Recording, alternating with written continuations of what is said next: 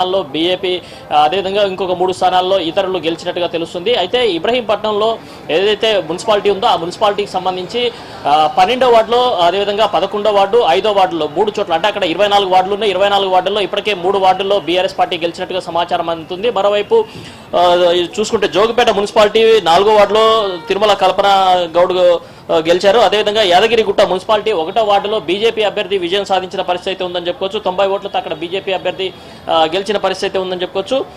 మొత్తంగా చూస్తే ఇప్పటికే ఫలితాలు, అంటే మొదటి రౌండ్లోనే చాలా వార్డులకు సంబంధించిన ఫలితాలు అయితే వెలువడుతున్నాయి. మరికొద్దిసేపట్లో ఏదైతే మున్సిపాలిటీల వారీగా ఫలితాలు కూడా వెలువడే అవకాశం ఉంది. ఎందుకంటే ఆలంపూర్కు సంబంధించేసి మున్సిపాలిటీలో 7,401 ఓట్లు మాత్రమే పోలాయి కాబట్టి అక్కడ మొదటి ఫలితాలు వెలువడే అవకాశాలు అయితే ఉన్నాయి. 11 గంటల వరకు అక్కడ మొత్తం టోటల్ వార్డులకు సంబంధించిన వివరాలన్నీ కూడా వచ్చే అవకాశం ఉంది. ఇప్పటికే చూసుకుంటే ఓవరాల్గా చూసుకుంటే రాష్ట్ర వ్యాప్తంగా కూడా కాంగ్రెస్ పార్టీకి ఎక్కువ స్థానాలు వస్తున్న పరిస్థితి ఉంది. కొన్ని చోట్ల నెక్ అండ్ నెక్ ఫైట్ ఉంది. అక్కడ మాత్రం చాలా నువ్వాని అన్నట్టుగా సాగుతున్న పరిస్థితి ఉంది. మొత్తంగా చూస్తే అధికార పార్టీకి ఎక్కువ స్థానాలు వస్తున్నాయి. అదేవిధంగా బీఆర్ఎస్ పార్టీ కూడా చాలా స్థానాల్లో విజయం సాధిస్తున్న పరిస్థితి ఉంది. ప్రస్తుతం మనకు అందుతున్న వివరాల ప్రకారం యాదగిరిగుట్ట 4వ వార్డుకు సంబంధించి కాంగ్రెస్ అభ్యర్థి స్వప్న కూడా గెలిచినట్టు తెలుస్తుంది. అదేవిధంగా ఇటు ములుగు జిల్లా 4వ వార్డులో బీజేపీ అభ్యర్థి, కాంగ్రెస్ అభ్యర్థి గంటోజు పావని గెలిచినట్టుగా తెలుస్తుంది. అదేవిధంగా ఇటు కామారెడ్డి జిల్లాకు సంబంధించేసి కాంగ్రెస్ అభ్యర్థి గెలిచినట్టు తెలుస్తుంది. నల్గొండ జిల్లాలో కూడా ఎక్కువ స్థానాల్లో కాంగ్రెస్ కైవసం చేసుకుంటున్న పరిస్థితి ఉంది. ఒక్కొక్కటిగా చూస్తే అంటే ఇప్పటికే రాష్ట్ర వ్యాప్తంగా చూస్తే 116 మున్సిపాలిటీలు, అదేవిధంగా 7 కార్పొరేషన్లు ఉన్నాయి. వీటికి సంబంధించి ఇప్పటికే ఫలితాలు వెలువడుతున్న పరిస్థితి ఉంది. ఫలితాలు వెలువడుతున్న నేపథ్యంలో కూడా పార్టీకి సంబంధించిన శ్రేణులన్నీ కూడా సంబరాలు చేసుకుంటున్న పరిస్థితి ఉందని చెప్పుకోవచ్చు. ప్రస్తుతం కౌంటింగ్ కేంద్రాల వద్ద భారీ బందోబస్తు ఏర్పాటు చేసి మొత్తం సంఘటన చూస్తున్న పరిస్థితి.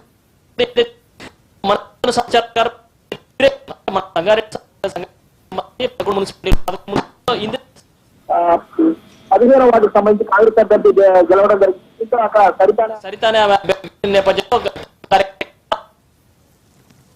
పరిస్థితి ఉంది. ఈ నేపథ్యంలో అంటే కౌంటింగ్ కేంద్రాలకు దూరంగా ఉండాలి, ఎవరు దగ్గర రావడానికి కూడా పోలీసులు హెచ్చరికలు జారీ చేసిన నేపథ్యంలో సంబరాలు చేసుకున్న వారందరూ కూడా దూరంగా పంపిస్తున్న పరిస్థితి ఉంది. మరికొచ్చి కొన్ని మున్సిపాలిటీలో మాత్రం టీఆర్ఎస్ పోటీ గట్టి పోటీగా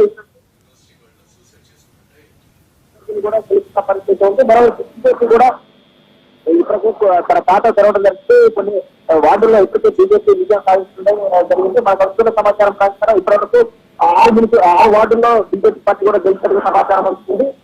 కాంగ్రెస్ పార్టీకి సంబంధించి పోస్టల్ బ్యాలెట్ లో ఎక్కువ స్థానాలు కూడా పోస్టల్ బ్యాలెట్ లో కూడా కాంగ్రెస్ ఎక్కువ ముందు పెట్టిన పరిస్థితి ఉంది. ఈ నేపథ్యంలోనే అక్కడ పోస్టల్ బ్యాలెట్ అదే ఎక్కువగా ఎప్పుడైనా సరే పోస్టల్ బ్యాలెట్ అధికార పార్టీకి ఎక్కువగా మొగ్గు చూపే అవకాశం ఉంది. అందులో భాగంగా కాంగ్రెస్ పార్టీకి ఎక్కువ వచ్చినట్టు తెలుస్తుంది. మరోవైపు వార్డులకు సంబంధించి పోటాపోటీగా అంటే ఎక్కువగా కూడా ఏదైతే వార్డులు ఉన్నాయో కొన్ని అంటే ఓట్లు చాలా తక్కువ ఓట్లతోనే మెజార్టీతో గెలుస్తున్న పరిస్థితి ఉంది. ఇప్పటికే సంబరాలు మనం చూసుకోవచ్చు, విజువల్స్ చూసుకోవచ్చు. వాళ్ళంతా కూడా ఏదైతే తమ అభ్యర్థి గెలిచాడని చెప్పేసి సంబరాలు చేసుకుంటున్న పరిస్థితి ఉంది. ఇప్పటికే వార్డుకు సంబంధించిన వివరాలు వస్తున్నాయి. కాంగ్రెస్ పార్టీకి సంబంధించి ఏదైతే ఇస్లాపూర్కి సంబంధించి కాంగ్రెస్ అభ్యర్థి వార్డులో గెలిచినట్టుగా సమాచారం అందుతుంది. దీంతో అక్కడ వాళ్ళంతా కూడా క్రాకర్స్ కాల్చుకుంటున్న పరిస్థితి ఉంది. పటాన్ చెరువులో మాత్రం ఇక్కడ ఏదైతే ఇటు కాంగ్రెస్ పార్టీ అదేవిధంగా బీఆర్ఎస్ పార్టీకి సంబంధించి పోటాపోటీగా ఎన్నికల ప్రచారం జరిగింది. ఆ తర్వాత పోలింగ్ సంబంధించి కూడా ఇద్దరు కూడా నువ్వా నేను అన్నట్టుగా జరిగింది. ఈ నేపథ్యంలోనే ఇక్కడ ఎవరు గెలిచినా కూడా చాలా కీలక మారే అవకాశాలు ఉన్నాయి. ఎందుకంటే పటాన్ చెరువుకు సంబంధించి గూడెం మైపాల్ రెడ్డి పార్టీ మారిన తర్వాత ఆయన మళ్ళీ యూటర్న్ తీసుకొని బీఆర్ఎస్ పార్టీ అభ్యర్థులను గెలిపిస్తా అని చెప్పేసి అన్న నేపథ్యం కనిపించింది. అందుకే ఇక్కడ ఏదైతే పటాన్ చెరువుకు సంబంధించి 5 మున్సిపాలిటీల్లో కూడా ఎవరు గెలుస్తారని చాలా ఆసక్తికరంగా ఉంది. ఇప్పటికే ఓటర్లకు సంబంధించిన తీర్పు ఇచ్చారు కాబట్టి వాటికి సంబంధించిన ఫలితాలు కూడా వస్తున్నాయి. ఈ నేపథ్యంలోనే గెలిచిన అభ్యర్థులు సంబరాలు చేసుకుంటున్న పరిస్థితి ఉందని చెప్పుకోవచ్చు. టపాసులు కాల్చుకుంటూ వాళ్ళంతా కూడా తమ సంతోషాన్ని వ్యక్తం చేస్తున్నారు. ఇక్కడ కాంగ్రెస్ పార్టీకి సంబంధించిన అభ్యర్థి ఒక వార్డులో గెలిచిన ఫలితాలు అయితే వచ్చాయి. దాంతో వాళ్ళంతా కూడా సంబరాలు చేసుకుంటున్న పరిస్థితి ఉందని చెప్పుకోవచ్చు. అయితే ఇక్కడ ఏదైతే కౌంటింగ్ సెంటర్ వద్ద బందోబస్తు కోసం అని చెప్పేసి పోలీసులు భారీగా మోహరించిన పరిస్థితి ఉంది. ఎందుకంటే ఒకరు గెలిచి ఒకరు ఓడిపోతే వాళ్ళ మధ్య వాగ్వివాదాలు జరిగి ఘర్షణలు జరిగే అవకాశం ఉన్న నేపథ్యంలో వాళ్ళంతా కూడా బందోబస్తు చేసి అక్కడ ఏదైతే క్రాకర్స్ కాల్తున్నారో వాళ్ళందరూ కూడా అడ్డుకునే ప్రయత్నం అయితే చేస్తున్న పరిస్థితి ఉందని చెప్పుకోవచ్చు. మొత్తంగా చూస్తే రాష్ట్ర వ్యాప్తంగా ఇప్పటికే ట్రెండ్ అయితే స్టార్ట్ అయిందని చెప్పుకోవచ్చు. ఎక్కువ స్థానాలను కాంగ్రెస్ పార్టీ సంబంధించిన అభ్యర్థులు గెలుచుకుంటున్న పరిస్థితి ఉంది.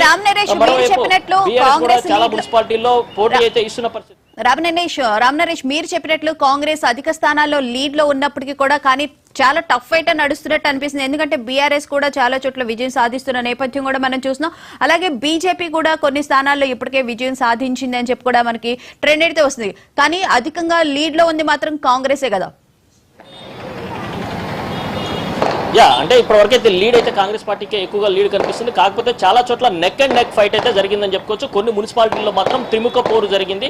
ఆ త్రిముఖ పోరు దగ్గర ఓట్లు ఎవరికి ఎక్కువ చీలితే వాళ్ళు అంటే స్వల్ప మెజార్టీతోనే ఎవరు గెలిచినా కూడా అభ్యర్థులు స్వల్ప మెజార్టీతోనే గెలుస్తున్నారు. కేవలం 15 నుంచి 30 ఓట్ల మధ్యలో, అదేవిధంగా కొంతమంది 90 ఓట్ల మధ్యలో గెలుస్తున్న పరిస్థితి ఉంది. అయితే ఇబ్రహీంపట్నంకి సంబంధించి ఇప్పటివరకు మనకు అందుతున్న సమాచారం ప్రకారం 24 వార్డుల్లో దాదాపు ఇప్పటికే 6 వార్డులను బీఆర్ఎస్ పార్టీ గెలుచుకున్నట్టు తెలుస్తుంది. అక్కడ 2 వార్డులను కాంగ్రెస్ పార్టీ గెలిచినట్టుగా సమాచారం అందుతుంది. మరోవైపు బీజేపీ పార్టీ కూడా చాలా మున్సిపాలిటీల్లో తమ వార్డులు అంటే వార్డులకు సంబంధించి బీజేపీ పార్టీ అభ్యర్థులు ఎవరైతే పోటీ చేశారో వాళ్ళు ఇప్పటికే దాదాపు 8 స్థానాల్లో గెలిచినట్టుగా సమాచారం అందుతుంది. కాంగ్రెస్ మాత్రం ఇప్పటికే దాదాపు 28కి పైగా స్థానాలను కైవసం చేసుకున్నట్టుగా సమాచారం అయితే అందుతుంది.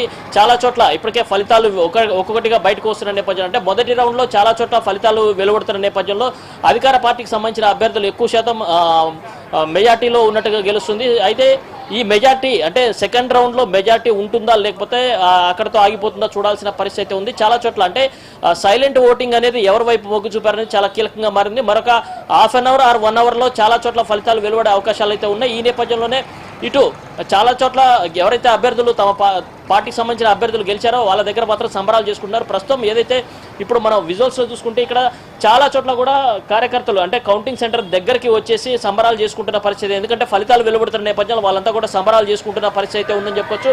వాళ్ళని కంట్రోల్ చేసుకోవడానికి అంటే గెలిచిన అభ్యర్థులు ఎవరైతే ఉన్నారో వాళ్ళకి సంబంధించిన అనుచరులంతా కూడా పండుగ చేసుకుంటున్న వాతావరణం అయితే కనిపిస్తుంది. దీంతో వాళ్ళు కేరింతలు కొట్టుకుంటూ ఇది చేస్తున్న నేపథ్యంలో పోలీసులు వాళ్ళని కంట్రోల్ చేస్తున్న పరిస్థితి. ఎందుకంటే పోలింగ్ సెంటర్కు 100 మీటర్ల దూరంలో ఎక్కడ కూడా ఇటు రావద్దని చెప్పేసి చెప్పినప్పటికీ కూడా వాళ్ళు తమ అభ్యర్థి గెలవడంతో మొత్తం కూడా కౌంటింగ్ సెంటర్కి దగ్గరికి వస్తున్న పరిస్థితి అయితే ఉంది.